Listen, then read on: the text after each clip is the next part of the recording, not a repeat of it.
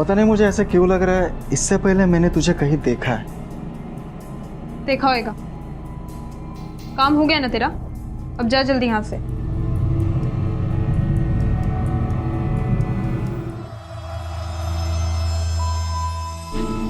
रुक साले, इधर जा रहा है? अब भी तेरी चार पट्टी निकालता।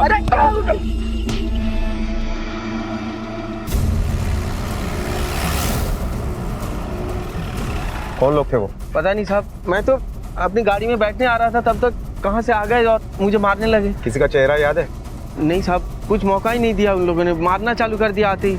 मुझे कुछ पुलिस कंप्लेंट नहीं करनी है, मुझे जाने दीजिए प्लीज।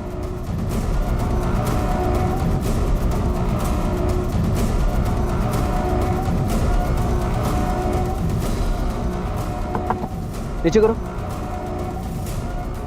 ये कार्ड आपका है? जी मेरा है।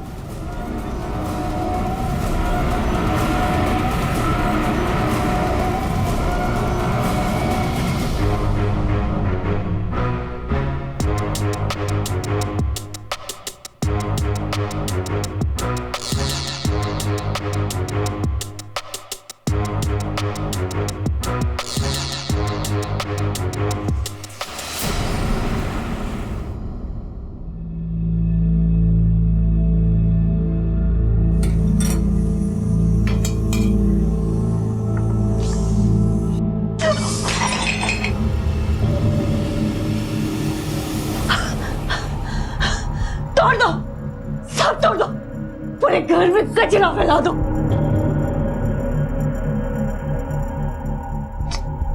ताई, दे मुझे, मैं करती हूँ, नहीं तो तू काम के लिए लेट हो जाएगी। छोड़। अच्छा चल ठीक है। जब तक तोड़ रही थी इस घर में, पूरे घर का तमाशा बना के रख दिया। एक काम ढंग से नहीं होता इन लोगों से। हाँ, एक काम ढंग से नहीं होता। आई, पागल हो गई मैं, पागल बना दिया। आई, पागल बना दिया। शांत हो। तू कहाँ जाने की जल्दी में? हाँ, पैरों में घुंघरू बांधने में देर हो रही है, कमर मटकाने से फुर्सत नहीं है। हाँ, न खुद का ध्यान है न घर का ध्यान है। आई, कमर मटकाने के लिए नहीं, स्टार बनने के लिए देर हो जाएगी। अच्छा सुन, मैंने घर का सारा काम कर दिया है और तेरे लिए खाना भी बना कर रखा है, ठीक है? तू प्रीतिला सांग ती तुला दे, ठीक है? हाँ, और खाने से पहले ये दवाई ले लेना, मैं यहाँ रख रही हूँ, याद से ले लेना, ठीक है ना? मुझे ऑफिस के लिए लेट हो रहा है, मैं तुझसे शाम में मिलती हूँ। जब देखो हवा की तरह आती जाती रहती, न किसी चीज का ध्यान है न खुद का ध्यान है। अरे इतनी चिंता मत कर, मैं तुझसे शाम में मिलती हूँ, ठीक है? तू अपना ख्याल रख।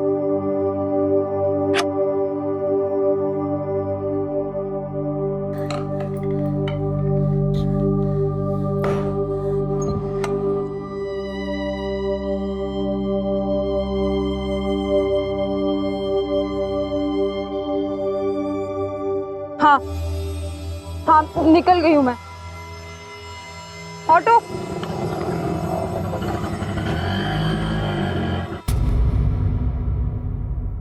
नीचे उतर, इधर आओ। तुम लोग को मना किया था ना इधर आने के लिए, तुम लोग अपने मोहल्ले में क्यों नहीं खेलते हो? चलो भागो यहाँ से।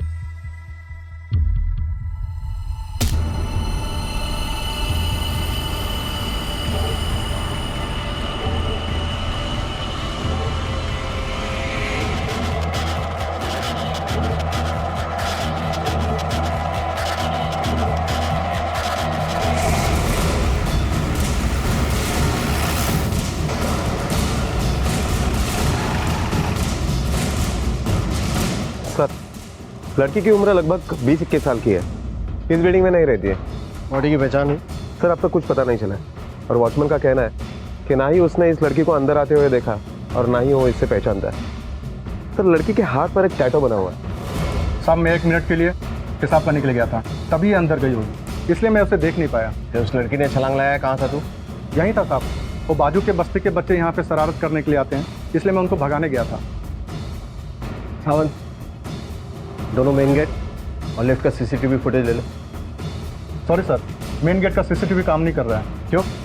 सर 3 बार ठीक करवा चुके हैं, आधा घंटा चलता है बंद पड़ जाता है, फिर मैंने सोचा छोड़ दो इसे, और वॉचमैन तो है ही, तुम लोग की यही सोच, छोड़ दो इसे, हमें क्या फर्क पड़ता है, अपराध को बढ़ावा देती है। अपनी जिम्मेदारी कब समझोगे तुम लोग?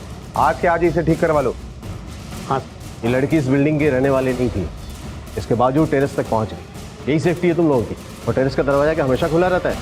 हाँ सर।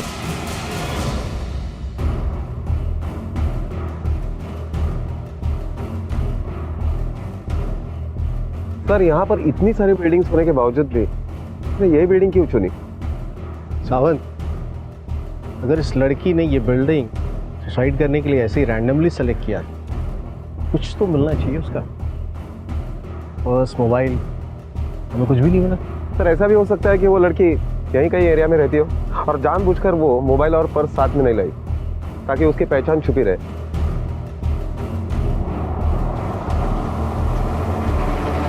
सर, नीचे एक रिक्शा वाला है, कुछ बताना चाहता है।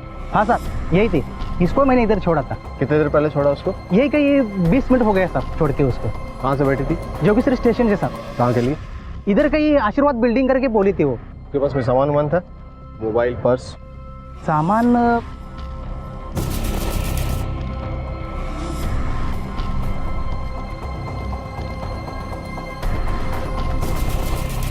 हाँ साहब, उसके पास मोबाइल भी था और पर्स भी था। सर इसका मतलब वो इसी बिल्डिंग में आना चाहती थी, ऐसे ही रैंडमली छुपकर नहीं घुसी थी वो यहाँ पर। सावध, पूरे चांसेस है कि इसने सुसाइड नहीं किया। वो यहाँ किसी से मिलने के लिए आई तो वही उसे टेरेस पर लेकर गया था। उसे पता था कि टेरेस का दरवाजा खुला है।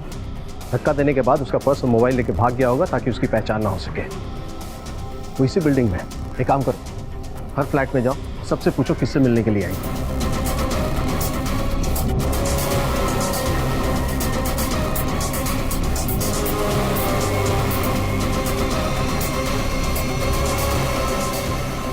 सर जवळपास आम्ही सगळ्यांची चौकशी केली, सबका यही कहना है कि वो ऐसे किसी लड़के को नहीं जानते, ना ही ऐसी कोई लड़की उन्हें मिलने के लिए आई थी। ये भी हो सकता है कि वो लड़की यहाँ कंपाउंड में किसी से मिली हो और फिर वो उसको लेकर टेरेस पे गया। सर अगर कंपाउंड में वो लड़की किसी से मिली है तो टेरेस पे जाने के लिए जरूर लिफ्ट का इस्तेमाल किया होगा। हमें लिफ्ट के सीसीटीवी फुटेज में वो इंसान दिख सकता है। करेक्ट। सर, मैं 4 बिल्डिंग आगे 20वें माले पे रहता हूँ।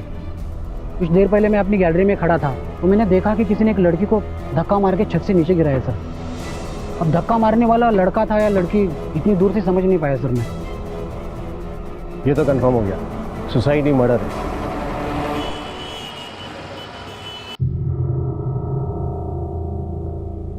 पापा, सुबह से 50 बार फोन कर चुकी हूँ ताई को, फोन ही नहीं लग रहा है, स्विच ऑफ आ रहा है। काहे को परेशान हो रही है?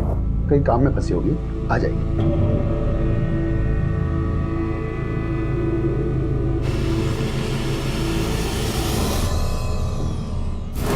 आई ए, चल रही मेंटल, जास्ती बकवास मत कर, चल दे दे, लग जाएगी। मार डाला तुम लोगों ने उसे, हाँ? और अब नाटक कर रहे हो? सब जानती हूँ मैं, तुम लोगों ने उसे मारा है, मार दिया ना? चल दे दे, छोड़। नहीं छोड़ूंगी, मार डालूंगी। तुम सबने मेरी बच्ची को मारा है, मैं तुम्हें मार डालूंगी। कुछ नहीं होगा, पूनम को आ जाएगी।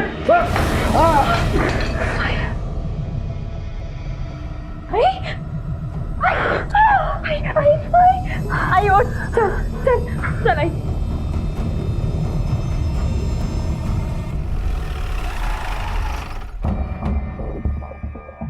सर लिफ्ट के सामने वाले कैमरे में सिर्फ दीवार दिखाई दे रही है, लिफ्ट या स्टेयरकेस का एरिया दिखाई नहीं दे रहा, जिससे ये नहीं पता चल रहा है कि कौन आया और कौन गया।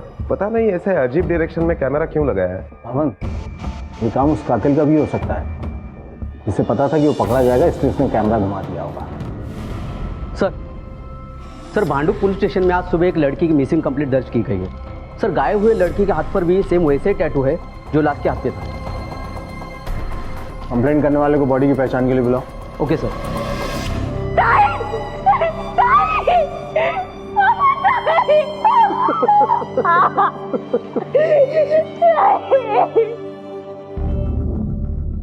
साहब, पूनम की रात को पैदा हुई थी मेरी बेटी। बोले तो पूनम के चांद की जैसी गोरी, खूबसूरत, तभी तो हम नाम भी पूनम भी रखे थे। उजाला थी मेरे घर का साहब, अब देखो अंधेरा करके चले गए साहब। क्या करती थी आपकी बेटी? पढ़ रही थी? हाँ सर, सेकंड ईयर में थी। घर की जिम्मेदारी की वजह से आर्ट्स ली थी। बाद में काम पे भी जाना होता था और घर का खर्चा बिर्चा सब वही चलाती थी। क्यों, तुम कुछ काम नहीं करते? सब 2 साल से बहुत कोशिश किया लेकिन कहीं नौकरी नहीं मिली। 2 साल पहले एक मिल में काम करता था, वो मिल बंद पड़ी, तब से बेकार हूं साहब। इसलिए सारा बोझ अकेली पूनम ही उठाती थी। क्या काम करती थी आपकी बेटी? साहब मैं ज़्यादा पढ़ा लिखा नहीं हूँ साहब, ये कुछ कंप्यूटर में कुछ लिखने का काम करती थी और 20,000 रुपये पगार था उसका। तुम्हारी बड़ी बहन थी ना, तुम्हें तो बताती होगी सब। उसकी किसी से खास दोस्ती थी? मालूम नहीं। किसी से दुश्मनी? पता नहीं।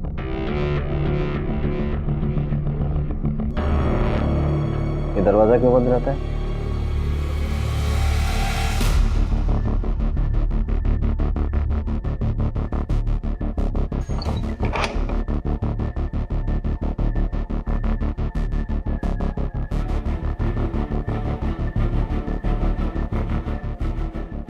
साहब ये मेरी बाइक को है, पूनम की आई। दिमाग से थोड़ा हिली है, बहुत साल से ऐसी है। कंट्रोल से बाहर जाती है तो हम लोग इसको यहाँ बंद करके रखते हैं। ऐसा कोई है जो आपकी बेटी को मारना चाहेगा? उसका कोई बॉयफ्रेंड या? ये सब फालतू काम के लिए उसके पास टाइम किधर को था। घर की जिम्मेदारी, पढ़ाई, फिर नौकरी, इन सब से तो फुर्सत नहीं मिलती थी उसको। आशीर्वाद बिल्डिंग में किससे मिलने गई होगी?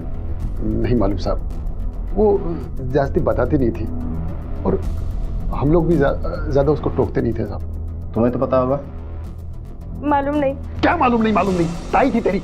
बहनें तो एक दूसरे का दुख सुख जानती है, जब भी मुंह खोलती है मालूम नहीं मालूम नहीं। ऐसे क्यों चिल्ला रहे हैं उस पे? सिर्फ आप नहीं, उसने भी अपनी बहन खोई है।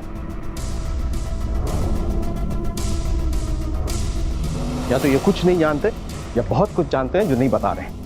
तुम्हें किसी भी एंगल से पूनम के बाप को देखकर ये लगा इसे कोई काम नहीं मिल सकता। हट्टा कट्टा आदमी अपनी बेटी की कमाई पे जिंदा है। कुछ तो गड़बड़ है साथ में। पता नहीं पूनम ने अपनी सारी जिम्मेदारियां खुद उठाई थी या कोई मजबूरी। मैं तो शाम में मिलती हूँ, ठीक है? तू अपना ख्याल रख। सर, पूनम के मोबाइल का लास्ट लोकेशन जोगेश्वरी आ रहा है, जहां उसका फोन ऑफ हुआ था। कातिल ने उसका मर्डर करने के बाद उसका फोन स्विच ऑफ किया और कहीं फेंक दिया। सर, संतोष बोराटे नाम के आदमी ने पूनम को कई बार फोन किया था। हालांकि जिस दिन कत्ल हुआ उस दिन भी सुबह 9 बजे के करीब उसका ही सबसे आखिरी कॉल था पूनम के मोबाइल पर।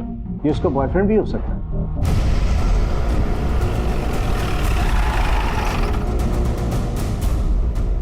संतोष बोराटे तुम ही हो साहब। पूनम मटकर को जानते हो? हाँ साहब, मंगेतर है मेरी। क्या हुआ साहब? कल सुबह 9 बजे फोन किया था तुमने उसे। कल सुबह क्या साहब, हम तो दिन में 10-12 बार बात करते हैं। हुआ क्या साहब? उसकी मौत हो गई। तुम्हारा कोई झगड़ा हुआ था क्या उससे? कहे को साहब, अब तो एक दूसरे से बहुत प्यार करते थे, मस्त चल रहा था। अभी कुछ ही दिनों में हमारी शादी होने वाली थी। तुम कह रहे हो कि तुम उसके मंगेतर हो, लेकिन कल जब हम उसके घर पे गए थे तो तुम वहां नहीं थे। क्यों? कैसे होता साहब, उसके परिवार वाले मेरे को बताया नहीं कि पूनम। और उसके पापा ने तो तुम्हारा कोई जिक्र नहीं किया था। ये लव मैरिज था क्या? नहीं साहब, अरेंज मैरिज था। कुछ टाइम पहले तो हमारा रिश्ता ही हुआ था। पूनम इसको थोड़ा आगे बढ़ा रही थी, उसको अपनी पढ़ाई पूरी करनी थी और उसके परिवार वालों से मेरी ना ज़्यादा बात होती थी ना ज़्यादा मिलना जुलना। कल सुबह कहाँ थे? साहब, बलाड में मेरा कजिन रहता है, उसके पास था। ये मोहन पूनम की शादी के लिए तैयार कैसे हो गया? इकलौती घर में कमाने वाली थी, शादी कर देता तो भूखों मर। सबसे पहले संतोष के बयान की सच्चाई की जांच करो। Okay sir.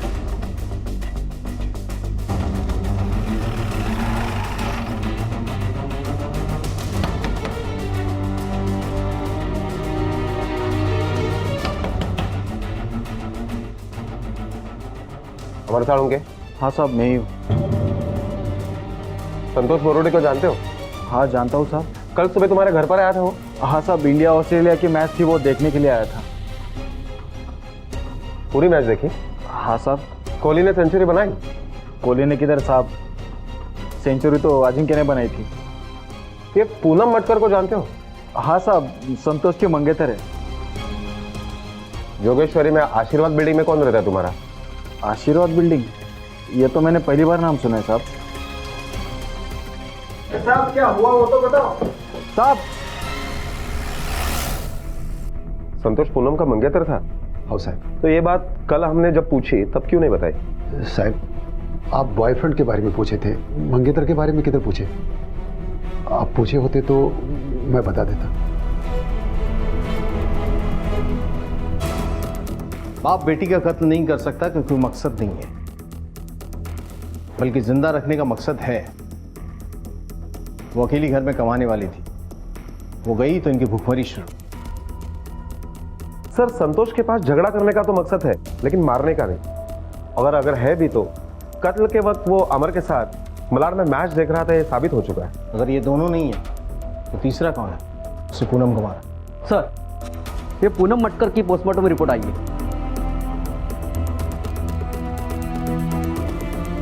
पूनम 2 महीने की प्रेग्नेंट थी। कहीं यही वजह तो नहीं इस मर्डर?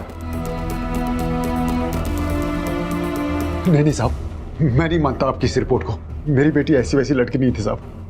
प्रेग्नेंट होने का मतलब ये नहीं है कि आपकी बेटी ऐसी वैसी थी। मुद्दा ये है कि उसको इस हाल में छोड़कर गायब कौन हुआ। अब आप ये बताइए कि संतोष के अलावा उसके जिंदगी में और कोई था? साहब मैं बोलता हूं ऐसा नहीं हो सकता है। अगर आपकी रिपोर्ट सही है तो ये संतोष ही होगा साहब जिसने ये किया है।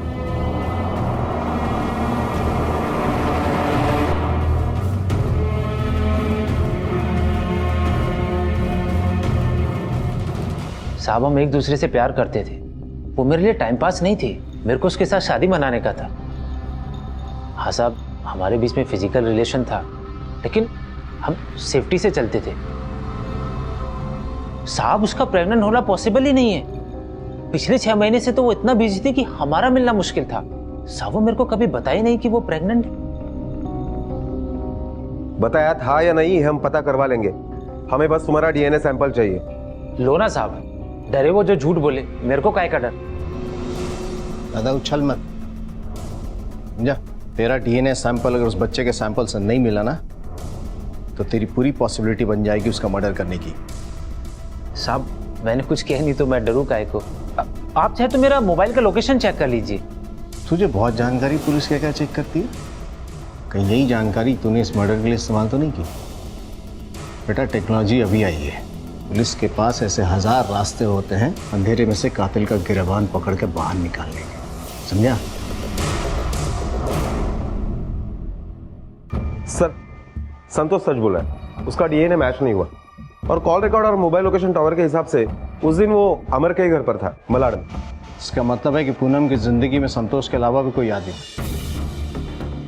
अरे गुमनाम आदमी कौन था? सावंत, तुम पूनम के ऑफिस में जाके पूछताछ करो और मैं तब तक उसके घर का जायजा लेता हूँ। कहाँ है पूनम? कहाँ है? बोलो, कहाँ है मेरी बेटी? बोल, कहाँ खा गए तुम लोग उसको? तुम लोग उसको खा गए? आई मत ना, आई बोल कहाँ है? कहाँ है? आई वो ताई उस कमरे में, उस कमरे में? हाँ वहाँ है उस कमरे में। पूनम, पूनम, पूनम, पूनम, दरवाजा खोलो, खोल दरवाजा। झूठ बोले मुझसे तो, झूठ बोले मेरे को। मुझे पूनम के पास जाना है। कितने सपने देखी थी तू, स्टार बनेगी, डांस शो में जाएगी, मुझे ऐसे छोड़ के क्यों चली गई? पर अच्छा ही हुआ तू चली गई।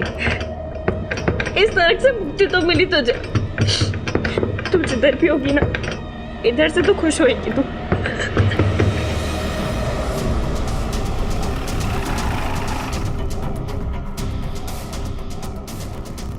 सर इसी बिल्डिंग पे चौथे माले।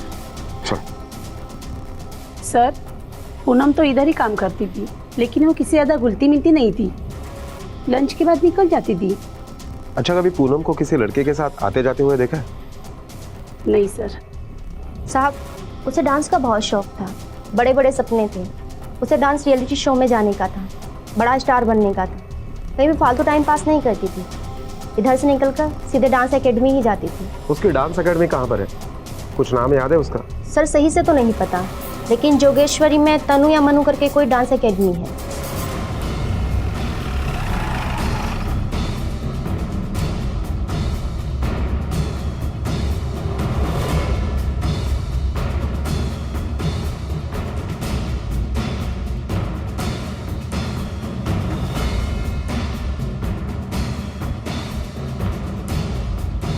सर, ये डांस क्लास बिल्कुल आशीर्वाद सोसाइटी के सामने ही है।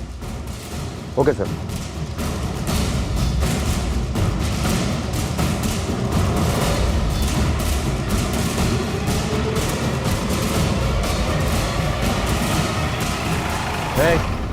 चलो गाड़ी में बैठो, बात करनी है, बैठो। चलो बैठो। चलो। हमारी बेटी तनुजा एक एक्ट्रेस थी और कमाल की डांसर भी। डांस उसका जुनून था। पर 7 साल पहले एक एक्सीडेंट में उसकी मौत हो गई। बस उसकी याद में उसका नाम और शौक जिंदा रखने के लिए हम ये तनु डांस एकेडमी चलाते हैं। बाजू के रूम में ही उसकी क्लासेस चलती हैं। 3 तारीख को पूनम एब्सेंट थी, वो क्लास नहीं आई थी और दिन मंगलवार था। मंगलवार को वो क्लास नहीं आती है। अगर मंगलवार के दिन उसकी क्लास नहीं थी तो वो यहाँ क्या कर रही थी? पता नहीं सर, हमने सुना था कि सामने की बिल्डिंग से किसी लड़की ने कूदकर सुसाइड कर लिया है। अब वो पूनम थी ये मालूम नहीं था।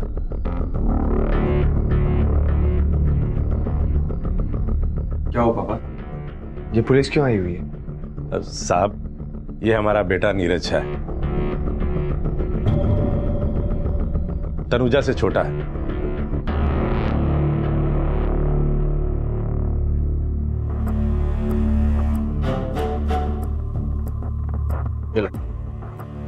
लो पियो, पियो।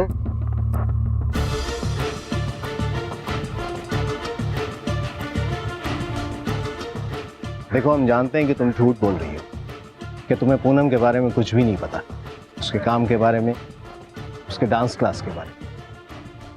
हम ये भी जानते हैं कि तुम अपने बाबा के डर से कुछ नहीं बोल रहे।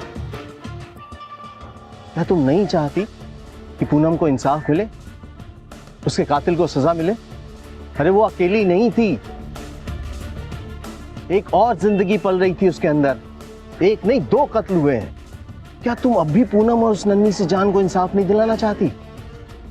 सर, पक्का नहीं मालूम, पिताई का बॉस ही ना उस बच्चे का बाप होगा।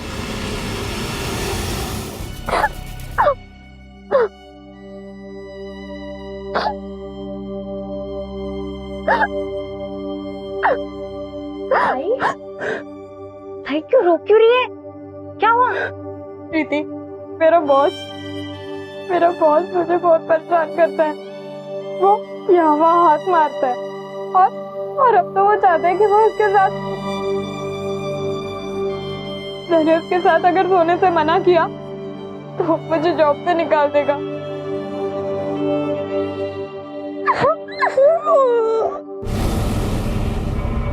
ताई तो काम पे जा रही है। ताई, तूने तो कहा था कि तेरा वो बॉस जो है वो नहीं, वो प्रॉब्लम सॉल्व हो गई।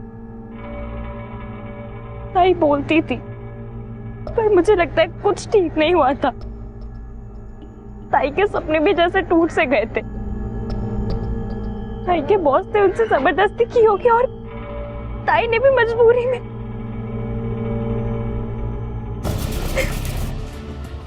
वो ही उस बच्चे का बाप होगा सर।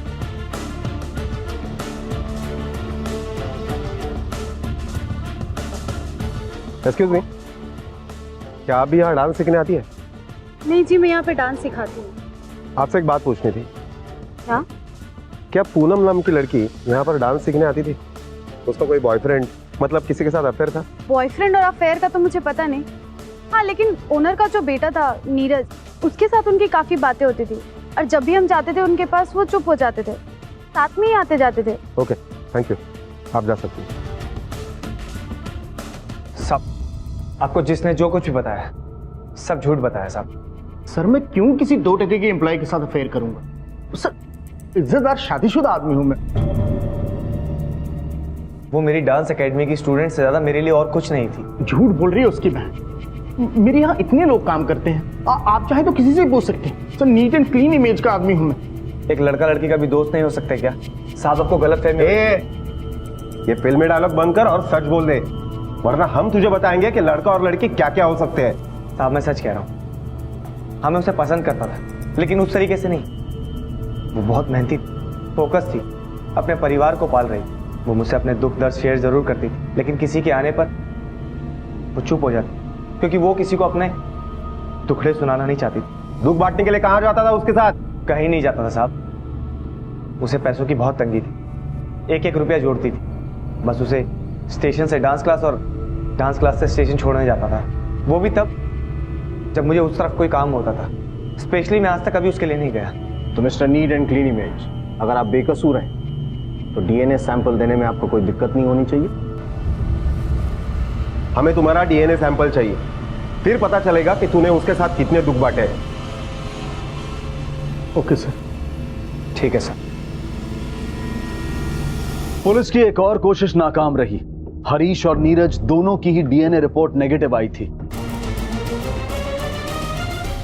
आप जरा ये आइए। सर, एक तो हमने अपनी बेटी खोई है, वो जख्म हम भूले नहीं, और आप लोग अगर हम लोग को परेशान करते हैं, कुछ तो हमारा ख्याल करो। आपके लिए अपने दुख का प्रचार करना ज्यादा जरूरी है, आपकी बेटी की कातिल को सजा दिलवाना? साहब मैं गरीब आदमी हूँ और पुलिस के सामने क्या बोल सकता हूँ, लेकिन सच तो यह है कि मैंने अपनी बेटी खोई और आपको अपना कातिल नहीं मिल रहा है। लेकिन परेशानी तो हमको हो रही है ना साहब।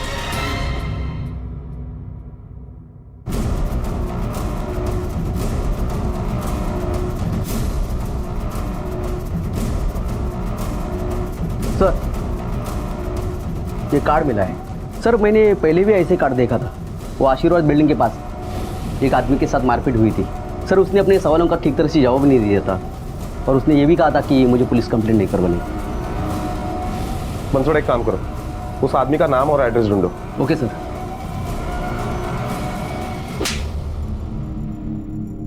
सर कौन सी पूनम, किसका मर्डर, मैं सचमुच नहीं जानता हूँ। आप क्या कह रहे हो सर? जिस दिन पूनम का मर्डर हुआ उसके 1 दिन पहले उसी आशीर्वाद सोसाइटी के सामने तुझे गुंडों ने धोया था, और तू कह रहा है कुछ भी संबंध नहीं है। तेरा मार खाने का शौक ना हम भी पूरा कर सकते हैं, और हम सिर्फ धोते नहीं है, सुखाते भी है, और सूखने के बाद आदमी किसी लायक नहीं रहता। सर मेरे यकीन कीजिए, मैं सच कह रहा हूँ। मैं अपनी बीवी बच्चों की कसम खाता हूँ, मैं किसी भी पूनम को नहीं जानता हूँ।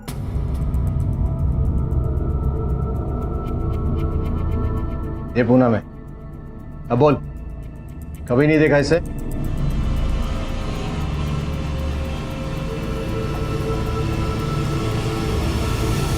इधर देख, जब गुंडों ने तेरी धुलाई की थी ना, तो ऐसा ही कार्ड तेरे पास मिला, और यही सेम कार्ड पूनम के पास भी मिला। अब बता, क्या संबंध है तेरे, पूनम और इस कार्ड के बीच में? बोल। देख, इससे पहले कि ये बेल्ट में तेरे शरीर पे चाप दूं, मान जा। देख, अब तेरी बारी है ये दिखाने की कि तू अपनी आई से और बाबा से कितना प्यार करती है। बाबा करती हूँ ना, बहुत प्यार करती हूँ, पर इसलिए मैं पुलिस को कुछ नहीं बताई। Please Baba.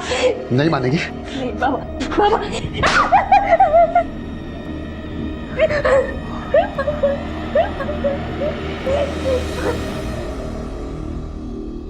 सर तहकीकात से पता चला है कि जिस बिल्डिंग से पूनम को टेरेस से फेंक दिया था, उस बिल्डिंग में श्याम चौधरी का भी एक फ्लैट है।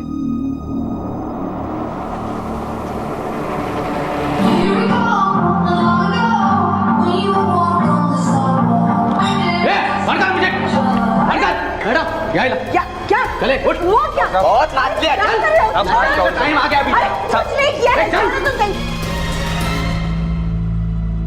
मैंने पूनम को नहीं मारा सर। मैं उसे क्यों मारूंगी? उसके मरने से हमें तो नुकसान ही हुआ, पैसा जो आना बंद हो गया। गलत काम में हाथ डाला था, बस सिर्फ इतनी ही गलती थी। हमने कभी किसी से जबरदस्ती नहीं की। गलत काम नहीं करते तो क्या करते? सीधे रास्ते से इतना पैसा कहाँ कमाया जा सकता है? अब कम में गुजारा करना पॉसिबल नहीं था हमारे लिए। तनुजा ने फिल्मों में काम करके बहुत पैसा कमाया था। धीरे धीरे हमारा लाइफस्टाइल ही बदल गया, रहन सहन, खाना पहनना सब। दीदी की कमाई से हम शान शौकत की ज़िंदगी जी रहे थे, और जब हमें उस शान शौकत की लत लग गई तो एक दिन रोड एक्सीडेंट में दीदी की मौत हो गई। कमाई बंद हो चुकी थी, लेकिन खर्चे कम नहीं हुए थे। साल 2 साल में सारा पैसा खर्च हो गया। फिर हमें कमाई का एक नया रास्ता दिखा। तनुजा के नाम से हमने डांस एकेडमी खोली।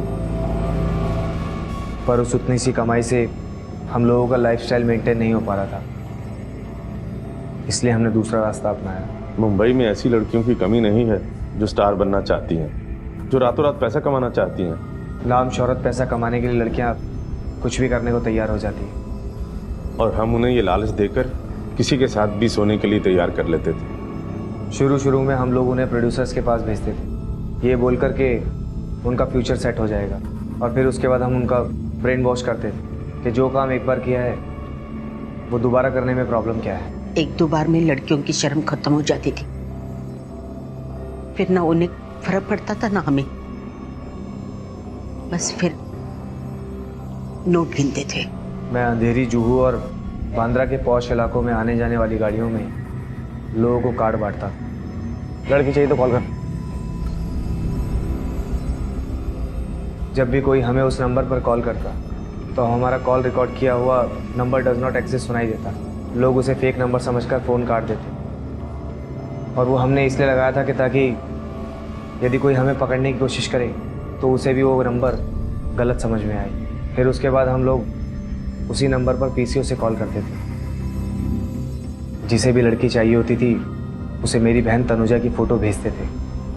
हीरोइन की फ़ोटो देखकर सबकी लाट टपकती थी। कोई देखने नहीं जाता था कि वो जिंदा है या मर गई। हम लोग आशीर्वाद के फ्लैट पर उन लोगों को बुलाते थे।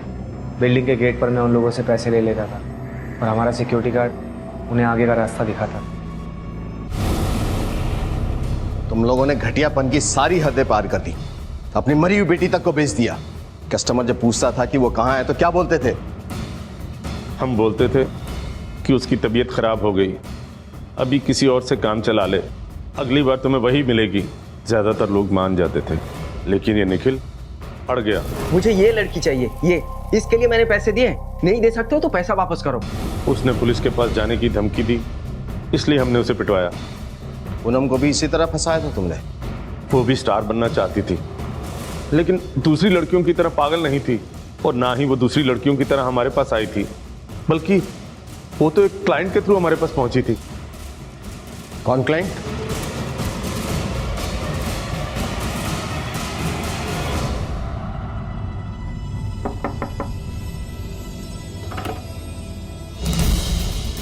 क्या हुआ साहब?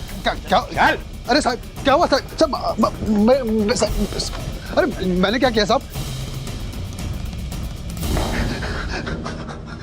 मैंने कुछ नहीं किया साहब, मैंने कुछ नहीं किया। मैं काय को अपनी बेटी को मारेगा साहब? तेरे जैसे घटिया आदमी से तो बातचीत होनी ही नहीं चाहिए, सीधा फैसला होना चाहिए। किसी भी बच्चे के लिए तेरे जैसे बाप होने से तो अच्छा है कि वो अनाथ हो। अपनी बेटी का सौदा किया तूने, उसके बाद बाजार में बिठा दिया लोगों के नोचने के लिए, और अब अपनी छोटी बेटी को बेचना चाहता है। क्या करता साहब? घर में खाने को रोटी नहीं, जेब में फूटी कौड़ी नहीं। पूनम काम पे लग गई तो 2 महीना ठीक से गया साहब, और फिर पापा मेरे को नौकरी छोड़नी पड़ेगी। काय को? पापा वो मेरा बॉस वो मुझे साथ में सोने को बोला है तो इसमें सोचना क्या है? हाँ बोल दे। पापा देख, तू जिधर भी जाएगी ना ऐसे ही लोग मिलेंगे, तो सती सावित्री बन के नहीं चलेगा। तू नौकरी छोड़ेगी तो क्या हम लोग नाके पे भीख मांगने जाएंगे? घर कैसे चलेगा? तू हाँ बोल दे। वो मेरी बात सुनी, नौकरी बच गई। कुछ दिन सब ठीक चला साहब। फिर एक दिन अंधेरी में मैं खड़ा था तो मेरे को एक कार्ड मिला। लड़की चाहिए तो फोन कर।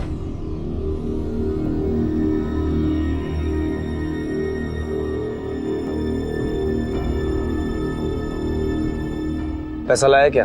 साहब मेरे को लड़की नहीं चाहिए। तो फिर क्या करने आया यहाँ? मेरे पास लड़की है तुम्हारे काम की।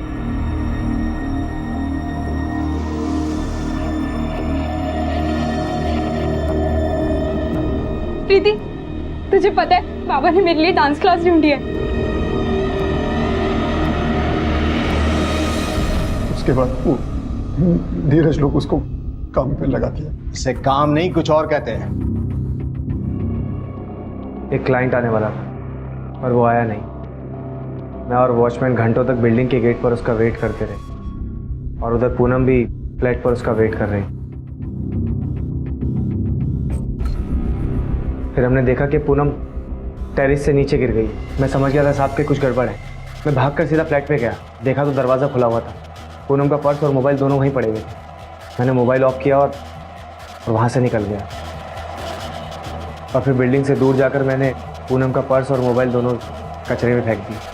इसका मतलब है कि क्लाइंट कोई पुराना आदमी था जिसे पता था कि उसे कहाँ जाना है। तुमसे नज़र चुरा कर सीधा ऊपर गया और पूनम को मारने के बाद वहाँ से निकल गया।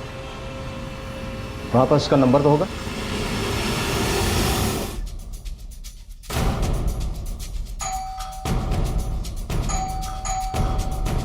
सावंत,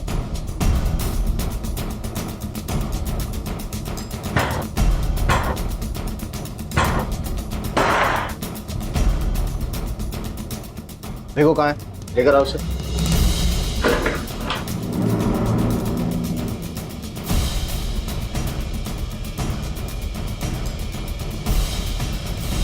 सर,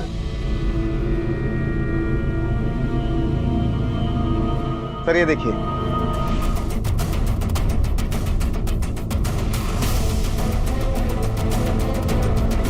संतोष,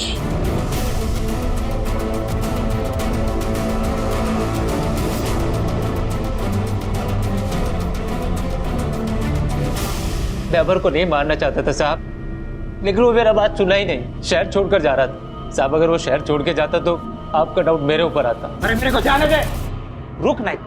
तू नहीं जाएगा, तू समझ ना, तू इधर से नहीं जाएगा रे अमर। अमर तो गलती से मारा और पूनम वो भी गलती से मरी। उसको मैं ही मारा साहब। क्यों मारा? साहब अमर को कॉलगर्ल के पास जाने की लत थी। ऐसे वो एक दिन पूनम को मिला। पता नहीं मुझे ऐसा क्यों लग रहा है, इससे पहले मैंने तुझे कहीं देखा है। देखा होएगा।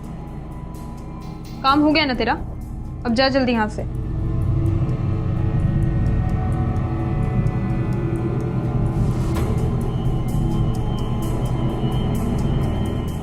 वो अमर से कभी मिली नहीं साहब, इसलिए उसको पहचानी नहीं। लेकिन मैंने अमर को अपने फोन से उसका फोटो दिखाया।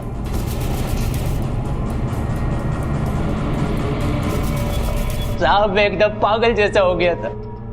मेरे को यकीन नहीं था कि वो मेरे को धोखा देगी साहब। फिर मैंने सोचा पूनम को इसका कीमत चुकाना पड़ेगा। मैंने अमर को बोला उसको बुक कर, मेरे को उसका वो रूप देख रहा अपनी आंखों से। साहब मैं 3 तारीख को आशीर्वाद बिल्डिंग के बाहर गया। चाची उधर से वॉचमैन अंदर गया, मैं सीधा बिल्डिंग के अंदर गया, अमर के बताए हुए फ्लैट की तरफ। पूरे रास्ते साहब मैं यही सोचता रहा कि उधर पूनम ना हो। जैसे मैं उधर पहुंचा और घंटी बजाई, दरवाजा खोला तो मुझे यकीन नहीं हुआ साहब जब मैंने पूनम को वहां देखा। साहब जब मैंने उसका वो रूप देखा,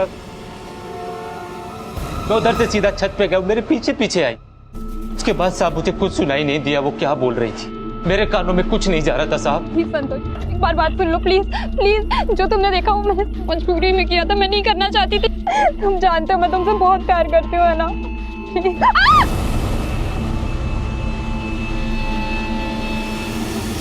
पूनम ने जो किया मजबूरी में किया, अपने बाबा के दबाव में आकर किया। उसकी गलती सिर्फ इतनी थी कि उसने आवाज नहीं उठाई।